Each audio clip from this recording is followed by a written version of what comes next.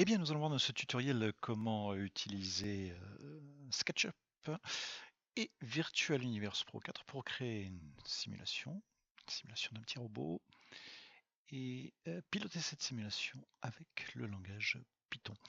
Voilà, donc j'ai dessiné dans SketchUp ce robot très schématisé, très simple, hein, un robot donc avec 3 roues. Voilà, bien sûr, on peut faire des designs beaucoup plus jolis, mais c'est pas l'objet de ce tutoriel. C'est simplement pour vous montrer la fonctionnalité. Donc j'ai également appliqué des couleurs aux différents éléments, hein, donc des couleurs différentes. On va voir que c'est important, ça va nous permettre dans Virtual Universe Pro de pouvoir différencier les géométries appartenant à chaque élément. Voilà, donc une fois qu'on a ce dessin dans SketchUp, on l'enregistre. Donc si vous utilisez une version de SketchUp inférieure ou égale à 2018, vous pouvez directement enregistrer le fichier SKP. Sinon, choisissez le format de version 2018. Effectivement, Virtual Universe Pro peut importer les fichiers jusqu'au format 2018 à ce jour. Voilà, donc j'enregistre mon fichier sous le nom test robot 4. Nous voici maintenant dans Virtual Universe Pro. Je vais importer donc un fichier 3D et je vais récupérer le fichier test robot 4. Voilà, je récupère donc mes différents éléments. Donc on voit que c'est un seul objet sous Virtual Universe Pro, on en a parlé, hein, d'où je vous ai expliqué que c'était important de mettre des couleurs différentes sur les objets. Effectivement, ça va me permettre ici dans Virtual Universe Pro de décomposer par rapport à ces différentes couleurs et d'obtenir un objet par élément. Voilà, je vais identifier les éléments en leur donnant un nom sympathique. Donc là, on voit que c'est le corps de mon robot, appelé robot. Ça va être la roue droite. Ici, la roue gauche. Ici, donc, la roue avant. Ici, c'est un simple mur. Ce que j'ajouterai par la suite un détecteur de murs au robot. Et justement, pour détecter, ici, j'ai créé une petite géométrie qui simplement représentera la zone de détection du capteur monté sur le robot. Je vais donc appeler ceci forme capteur. Voilà, je vais organiser un petit peu ma donnée, effectivement. Tous les éléments qui vont être associés au corps du robot, je vais les rendre enfants par simple glisser-déposer du robot. Voilà, le robot, je vais le rendre enfant du monde. Et également le mur. Cet objet ici n'a servi que comme groupe pour l'importation. Je peux le supprimer, c'est une coquille vide.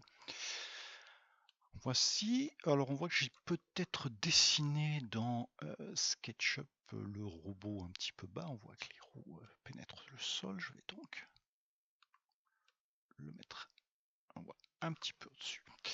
Même si un petit espace, c'est pas trop grave puisque nous allons utiliser un moteur physique. Les pièces auront une masse, elles seront soumises à la gravité, donc mon robot s'appuiera sur le sol pendant la simulation. Maintenant, je vais régler quelques éléments. Je vais paramétrer les moteurs associés aux roues. Donc là, le parti pris, c'est de motoriser les deux roues arrière du robot et de laisser libre, non motorisée, la roue avant. Donc je vais ouvrir un assistant pour pouvoir créer cette motorisation. Je vais paramétrer mon mouvement, c'est une rotation. Je vais l'animer avec une force, en l'occurrence un couple, puisque ça va être une rotation. Virtual Universe Pro me demande si je veux armer un attribut physique pour les objets. J'ai décidé de faire une simulation physique de ce robot. Je vais dire oui. Ensuite, donc, est matérialisé ici l'axe de rotation. On voit que c'est pas bon, hein, c'est pas au centre de la roue. J'ai un bouton ici qui me permet de centrer l'axe de rotation. Voilà, c'est meilleur. Et ici, je vais pouvoir définir un couple net pour réaliser la rotation, donc pour motoriser ma roue. Alors, je peux faire un essai pour ceci. Voilà, ce petit potentiomètre me permet de doser la force. Voilà. Écoutez, on va mettre valeur de 1. Voilà, ça a l'air pas mal. Parfait, ben, j'en ai fini avec cette roue-là. Je vais traiter la roue gauche. Je vais traiter la roue gauche de la même façon, exactement. Je centre l'axe de rotation, je définis la force, je quitte l'assistant, je vais également, donc non pas motoriser, mais définir le mouvement pour la roue avant.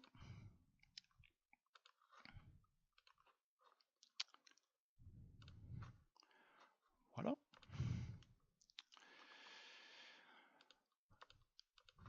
On voit que de nouveaux éléments ont été créés ici. Ce sont effectivement des éléments qui vont appliquer les forces sur les roues. Alors je vais simplifier tout ça. Par exemple pour la roue avant, on a dit qu'on n'avait pas besoin de force puisque elle est libre.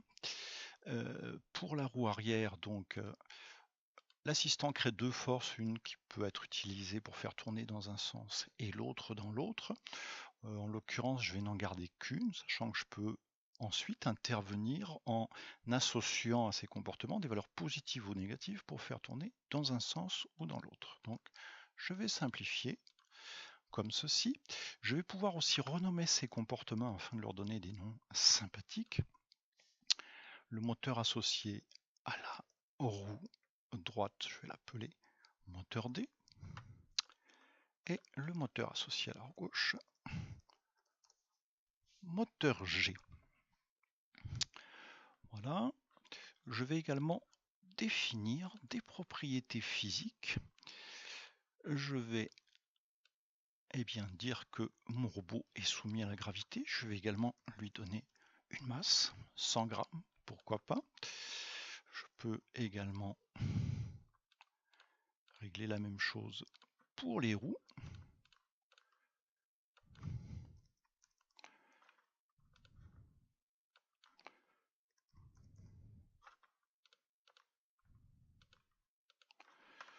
Voilà.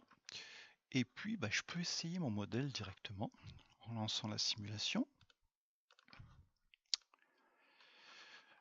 Je vois que une valeur est associée à chacun de mes moteurs. Je peux double-cliquer sur ceci pour armer les comportements, c'est-à-dire faire passer la valeur associée au comportement, et donc, comme on le voit, générer le mouvement.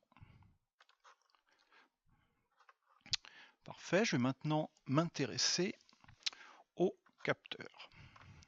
Alors vous pouvez faire une sauvegarde de votre application aussi, si vous le souhaitez, ça peut vous permettre de récupérer un projet dans un état antérieur si vous vous perdez dans des modifications. Donc n'hésitez pas à faire des sauvegardes, bien entendu. Alors intéressons-nous maintenant au capteur. Voici la forme capteur ici. Je vais définir une fonction capteur en ajoutant un comportement sous la rubrique test. Je vais ajouter un comportement qui est teste la collision avec d'autres objets. Voilà, je peux là aussi renommer mon comportement et on va pouvoir tester ceci. Alors on a vu que quand mon robot avance, effectivement, je suis assez rapidement dans le mur. Donc je vais le pousser un peu pour qu'on ait le temps de voir ce qui se passe.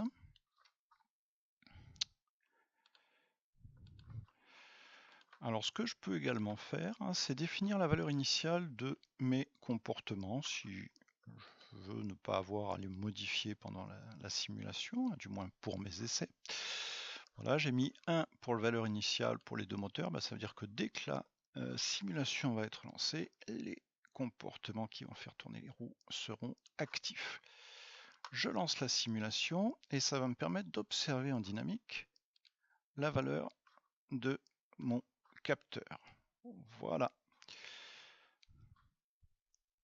Donc on a vu que ça change d'état. Alors pourquoi la valeur 4? C'est parce que le comportement retourne en fait le nombre de contacts entre ces deux volumes, le nombre de triangles en contact pour être très précis.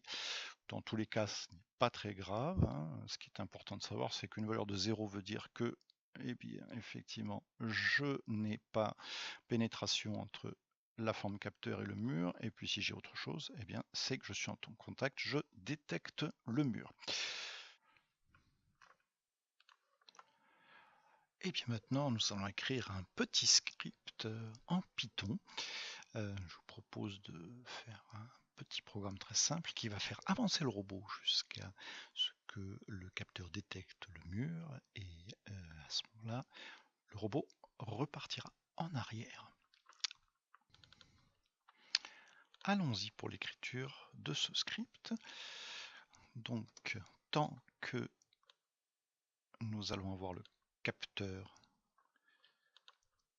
cette fonction me permet d'accéder à la valeur du comportement, d'un des comportements de Virtual Universe Pro, dont je donne le nom.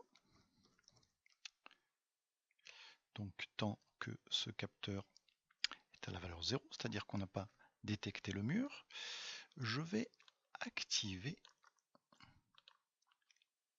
les moteurs en les nommant.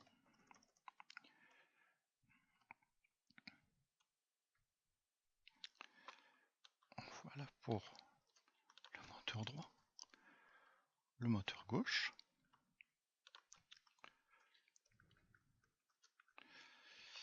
Et effectivement, lorsque j'aurai détecté le mur,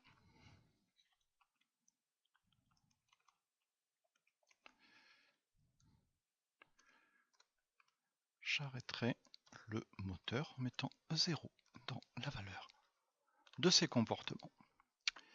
Je sauvegarde et j'essaie.